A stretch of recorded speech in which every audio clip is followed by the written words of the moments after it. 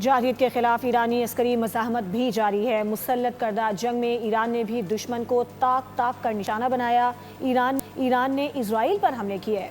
خطے میں موجود امریکی فوجی اڈوں کو بھی نشانہ بنایا۔ زمینی جنگ کے خدشے کے پیش نظر عراق کی عسکری تنظیم نے اپنے جنگجو بھی ایران کی مدد کے لیے بھیج دیے ہیں۔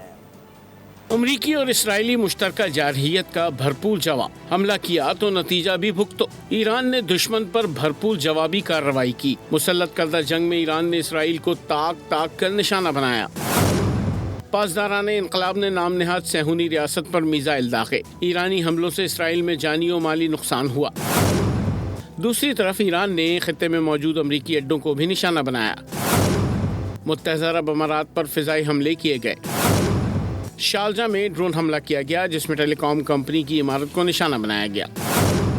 دبئی میں ڈرون کا ملبہ گرنے سے 4 افراد زخمی ہو گئے۔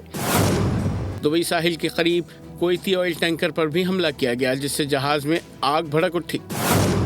یو کے میری ٹائم ایجنسی کے مطابق جہاز پر موجود تمام عملہ محفوظ ہے۔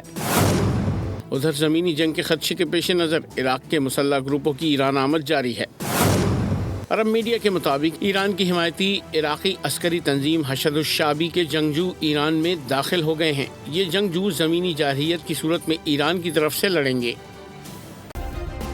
سبسکرائب کریں اور بیل دبائیں تاکہ کوئی خبر رہ نہ جائے۔